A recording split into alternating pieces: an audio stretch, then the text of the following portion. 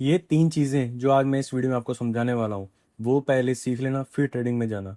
नहीं तो मार्केट तुम्हारा भी पैसा ज़ीरो कर देगा। तो hello guys, welcome back to episode 3 zero to advance trading course के अंदर। ठीक है, तो आज की इस वीडियो में हम बात करने वाले हैं बेसिक ऑफ मार्केट।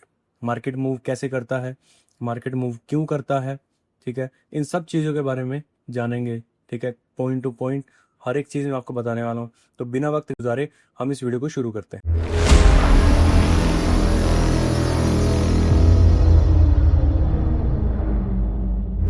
तो गाइज, आप सब लोगों को सबसे पहले ये समझना होगा कि मार्केट मूव कैसे करता है। मार्केट मूव करता है गाइज बायर्स और सेलर की वजह से। ठीक है, इस चार्ट के ऊपर मैं आपको समझाने की कुछ कोशिश करता हूँ।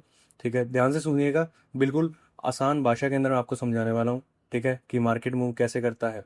ठीक है, जैसे कि यहाँ से इस पॉइंट से अगर आप देखते हो, इस पॉइंट से प्राइस ऊपर गया है। ठीक है, प्राइस ऊपर गया है मतलब इस पॉइंट पे बायर्स आए, प्राइस को ऊपर ले गए। इस इतनी जगह पे बायर्स जो थे वो स्ट्रॉन्ग थे, इसलिए प्राइस ऊपर गया।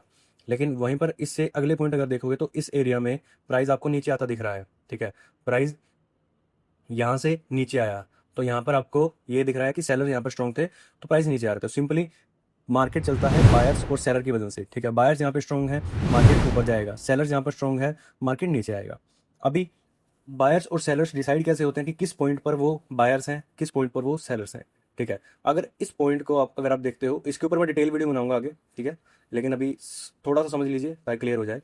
अभी इस पॉइंट पर देखोगे तो यहाँ पर एक ये रेजिस्टेंस है। ठीक है, रेजिस्टेंस एरिया है जिसको कहते हैं सप्लाई एरिया, जहाँ से मार्केट बार बार नीचे गिरा है। तो मतलब सप्लाई एरिया पे हमेशा सेलर्स होते हैं। ठीक है, सप्लाई एरिया पे सेलर्स होते हैं। और इस पॉइंट पे अगर आप देखोगे, ये है बाइंग एरिया, जिसको कहते हैं अपना डिमांड एरिया। ठीक है, डिमांड एरिया को हम कहते हैं बाइंग एरिया। ठीक है, डिमांड, जब भी मार्केट डिमांड एरिया पर आएगा तब मार्केट ऊपर जाएगा, जब मार्केट सप्लाई एरिया पर आएगा तब मार्केट नीचे आएगा। ठीक है, अभी हर एक कैंडल पे, हर एक जगह पर बायर्स और सेलर्स की फाइट होती है, तभी प्राइस ऊपर नीचे मूव कर पाता है। मेन चीज यही है इसकी। ठीक है, अब आते हैं अगले पॉइंट पर अपना, कि प्राइस हम आपने सीख लिया कि मूव कैसे करता है, मार्केट प्राइस मूव क्यों करता है, ये मैंने आपको बता दिया।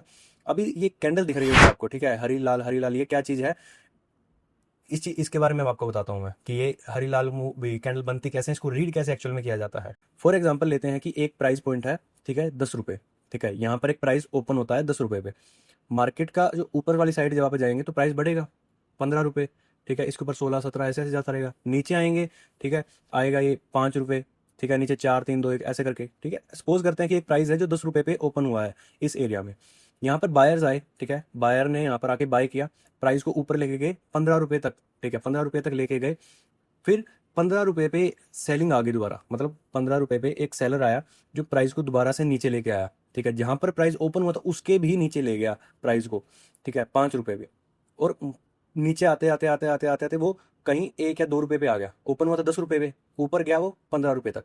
लेकिन सेलर यहाँ स्ट्रॉन्ग थे, प्राइस को नीचे लेके आए और क्लोज करवा दिया अबाउट 2 रुपीज़ के आसपास। ठीक है, अभी क्लोज नहीं, भाई 2 रुपये पे, 2 रुपये के आसपास उसको ले आए। लेकिन प्राइस जब कैंडल क्लोजिंग की बारी आई तो कैंडल क्लोज हुई यहाँ पर 5 रुपये पे। अभी अब आपको एक चीज़ बताता हूँ मैं यहाँ पर, कि 10 रुपये पे प्राइस ओपन हुआ। ठीक है, तो इस पॉइंट को कहेंगे हम ओपन पॉइंट। ठीक है, इस पॉइंट को कहेंगे ओपन, और जिस जगह क्लोज हुआ 5 रुपये पे इसको कहेंगे क्लोजिंग। ठीक है, ये ओपनिंग है और ये क्लोजिंग है। अभी जो नीचे एक्स्ट्रा सेलर्स आए थे जो प्राइस को 2 रुपये तक लेके गए, हम उसको कहेंगे विक। जो भी आपको डंडी दिख रही है दोनों साइड में, इसको कहेंगे विक। ठीक है, अब जोन सी विक जितनी बड़ी होगी उस साइड में जाने की प्रोबेबिलिटी ज़्यादा होगी, मतलब सेलर्स के साइड विक जब अभी ये देखो आप कि ऊपर वाली साइड से विक बड़ी है ना, मतलब यहाँ पर प्राइस बायर्स ऊपर ले गए प्राइस को, लेकिन ऊपर सस्टेन नहीं कर पाए, सेलर्स हावी हो गए। सेलर्स सारे प्राइस को नीचे लाकर रेड में क्लोज कर दिया। ठीक है, ये कैंडल जो है ये रेड कैंडल है। ठीक है, अब सेम आप करते हैं बाइंग की साइड में। 10 रुपये पर प्राइस ओपन होता है। ठीक है, सेलर्स आते हैं, प्राइस को 5 रुपये पे लेके जाते हैं, लेकिन यहाँ पर बायर आके प्राइस को ऊपर ले जाता है 15 16 17 यहाँ तक। ठीक है, लेकिन जब क्लोजिंग की बारी आती है, टाइम खत्म होने लगता है कैंडल का, तो वो कहीं 15 रुपये पे आके क्लोज कर देती है। ठीक है, ऐसी। तो ये है ग्रीन कैंडल अपनी। ठीक है, ये है ग्रीन कैंडल। अब ओपन हुआ ये इस जगह पे 10 रुपये पे ही, लेकिन ग्रीन कैंडल में क्लोज कहाँ हुआ, ऊपर वाली साइड में। मतलब जिस जगह पर ग्रीन कैंडल हमेशा जहां पर ओपन होती है ना उसके ऊपर क्लोज करेगी तो वो ग्रीन है, जिस जगह प्राइस ओपन हो रहा है उसके नीचे क्लोज करेगी तो वो रेड कैंडल है। ठीक है, और एक्स्ट्रा जो आपको दिख रही है ये है ऊपर साइड में विक। ठीक है, इसको दोनों को विक कहते हैं। ठीक है, ये बात आपने समझ लिया कि कैंडल की फॉर्मेशन कैसे होती है, कैंडल को रीड कैसे किया जाता है, ठीक है। एक दो एग्जांपल के साथ मैं आपको समझा देता हूँ, ठीक है। इस चार्ट पे आ जाओ, मैं आपको एग्जांपल के साथ समझाता हूँ। जैसे कि ये कैंडल देखो, अभी इस ग्रीन कैंडल में क्या हुआ, जो ग्रीन कैंडल है मतलब ओपनिंग प्राइस का नीचे है, प्राइस यहाँ पर ओपन हुआ इस एरिया में, इस एरिया में प्राइस ओपन हुआ है, ठीक है। और बायर्स आए, बायर्स प्राइस को ऊपर ले गए बहुत ज़्यादा, मतलब यहाँ तक ये हाई लगा के ये है ये कैंडल, ठीक है, इसको कहेंगे हाई, ठीक है। और जब जिस एरिया में ये क्लोज हुई है, इस एरिया पे ये क्लोज हुई है कैंडल, तो इसको कहेंगे हम क्लोजिंग एरिया, ठीक है। अभी इस कैंडल में नीचे विक विक है ही नहीं, ठीक है, सिर्फ अपर साइड में विक है, ठीक है। तो लेकिन अपर साइड में विक है, लेकिन वो विक भी बहुत ज़्यादा बड़ी है, तो यहाँ पर सेल्स का डोमिनेंस ज़्यादा है, मतलब बायर्स आए प्राइस को इतना ऊपर ले गए, लेकिन ऊपर सस्टेन नहीं कर पाए, नीचे क्लोज कर दी, लेकिन क्लोजिंग हुई है ग्रीन कैंडल की, ठीक है। इसको कहा जाता है इन्वर्टेड हैमर। लेकिन ये सारी चीज़ें की चार्ट पैटर्न वगैरह की अगली वीडियो में बात करने वाला हूँ, ठीक है। उस पर कंबाइंड एक वीडियो बनाऊंगा मैं, कैंडलस्टिक पैटर्न्स की और चार्ट पैटर्न की, ठीक है। तो वो देखना, अभी आपने देख लिया होगा, चलो एक एक कैंडल और देख लेते हैं, ठीक है, जिसमें दोनों तरफ की वीक हो, ताकि आपको ज़्यादा समझ आए। अभी ये वाली कैंडल, चलो रेड देखते हैं, ग्रीन तो देख ली ना। अभी ये कैंडल देखो, ये वाली, ये रेड कैंडल देखो, ठीक है, ये वाली रेड कैंडल। इस रेड कैंडल में क्या हुआ, प्राइस ओपन होता है इस जगह पे, ठीक है। बायर आए, प्राइस को ऊपर लेके गए, हाई मारा कैंडल ने ये वाला, ठीक है। लेकिन सेलर्स इतने स्ट्रॉन्ग थे, प्राइस को नीचे लाते लाते लाते लाते इस जगह पर ले आए, तो ये आ गया लोएस्ट पॉइंट, ठीक है, जहाँ मैक्सिमम लो लगाया कैंडल ने।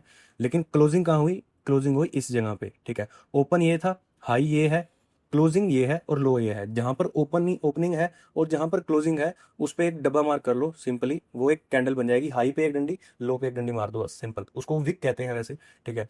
और एक बात ध्यान रखना, ओपन जहां पर हो रही है, ठीक है, अगर उसके ऊपर क्लोज कर रही है तो वो ग्रीन है, उसके नीचे क्लोज कर रही है तो वो रेड कैंडल है, ठीक है। ये था कैंडल स्टिक का सारा, भाई कैंडल स्टिक में किस तरह से रीड किया जाता है कैंडल स्टिक्स को, ठीक है। तो आपने बेसिक समझ लिया होगा अभी तक, ठीक है भाई, कैसे मार्केट मूव करता है। मार्केट मूव करता है बायर्स और सेलर की वजह से, जिस पॉइंट पे बाइंग हो रही है वहां पर सेलिंग भी हो रही है, एक बात का ध्यान रखना, ठीक है। और मार्केट बायर्स और सेलर्स की वजह से मूव करता है, जहाँ बायर स्ट्रॉन्ग है मार्केट ऊपर जाता है, जहाँ सेलर स्ट्रॉन्ग है मार्केट नीचे आता है, सिंपल, ठीक है। कैंडल स्टिक मैंने आपको बता दिया, कैंडल स्टिक कवर कर दी, कैंडल स्टिक कैसे फॉर्म होती है, ठीक है, वो कैसे कैसे बनती है, उसको रीड भी कैसे करते हैं, ठीक है। तो मैंने आपको सारा कुछ बता दिया, ठीक है। तो मिलते हैं अगली वीडियो में। अब तक आपने चैनल को सब्सक्राइब नहीं किया तो चैनल को सब्सक्राइब कर लीजिए, वीडियो को लाइक कर दीजिए, अपने दोस्तों के साथ शेयर कर दीजिए, और कमेंट करके जरूर बताइएगा कि आपको ये सीरीज़ कैसी लग रही है, ठीक है। तो मिलते हैं अगले एपिसोड में। नमस्कार, बाय बाय।